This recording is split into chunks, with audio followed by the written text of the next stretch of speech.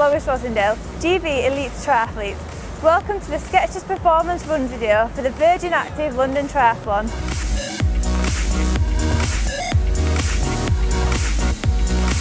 Hi, I'm Jenny Gowans from Team Freespeed Virgin Active. Today we're going to take you through the Skechers performance run session for the Virgin Active London Triathlon. People think that running's a natural thing, and it is. But to run well, run fast, run efficiently and minimise injury, there are some key technical aspects. I'm going to take you through 4 key things that will help you perform better. Before we get into that, let's talk about the few things that make running in triathlon unique. A lot of people think that the run starts from transition 2. It doesn't. You need to start thinking about it back on the bike. You should increase your pedal cadence coming into transition 2 and think about stretching out your back. Your posture will be really important when you hit the run, and it's easier if you're feeling relaxed heading into transition 2. The reason this is important is running is all about forward propulsion, and where your foot lands is really important.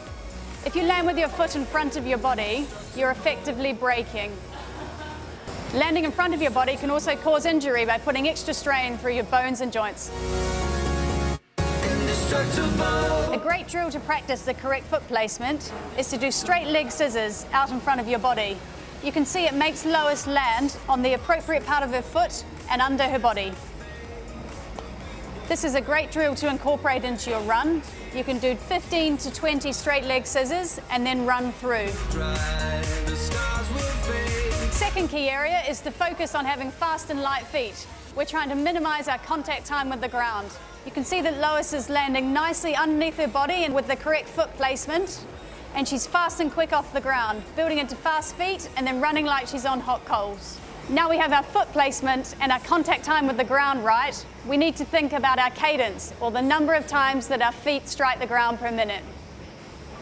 In triathlon and endurance running, a higher cadence can be more efficient and minimise injury. There's no magic number, but we're looking for something around 180 foot strikes per minute. If you were to count this, you'd want your right leg to touch the ground 90 times per minute. An easy way to do this is on the treadmill or when you're out running. Time your right leg, how many times it hits the ground in 15 seconds, and times it by 4.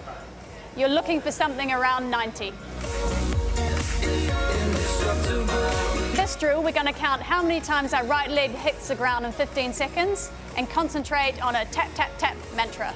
Repeat it over and over when you're starting to feel tired and sluggish. Our 4th key point brings us back to posture, and we want to concentrate on running tall. When you get off the bike, it's very easy to be hunched over and to sit down into the run. We want you to run tall, thinking about bringing your pelvis forward and keeping it nice and level. You need to have a strong core to do this. You should incorporate some core training in the gym and into your daily workouts, and think about it when you're sitting and standing as well. In this drill, we're going to concentrate on leaning from the ankles, and we're going to start with a forward lean, leading into a run through. So we've touched on a lot there, but there was 4 key things, and you should choose something that resonates with you and you can build into your training and into your racing. First of all, your foot placement. It should be nice and centered underneath your body. Secondly, we want light and fast feet. Third, we want a high cadence or a high turnover. And last, we want you to run tall. Think about running strong with your pelvis nice and level. We've talked a lot about technique, but there are a few very simple things that can help with your run during the triathlon. You should think about your breathing. You need to stay calm and relaxed. Focus on controlling your breathing. Don't let your breathing control you. Another important thing is pacing. It's really easy to get excited heading out of transition 2. Make sure you run within yourself. You should aim to run home faster than you went out. A lot of people talk about negative splitting a run. That's where you run the second half of the run faster than the first. It's a good result if you manage to do that. Finally, you need to be ready for the feeling of running off the bike. Your legs can feel tired and heavy. A great way to do this is a session called a brick session. That's where you do a cycle followed directly by a run, like you're mimicking the triathlon. A great way to do this is in the gym. Use an indoor cycle and a treadmill, and you can even repeat it a couple of times. Speaking of treadmills, a lot of people worry about running on a treadmill, but they're a great way to practice some of the things we've talked about. Firstly, you can look at your posture.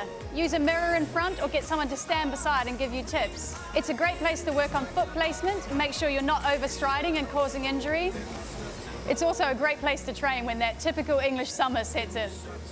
Hope you've enjoyed this Skechers performance run video, and these fantastic demos from Lois and tips will help you towards great success at the Virgin Active London Triathlon. Best of luck from the both of us.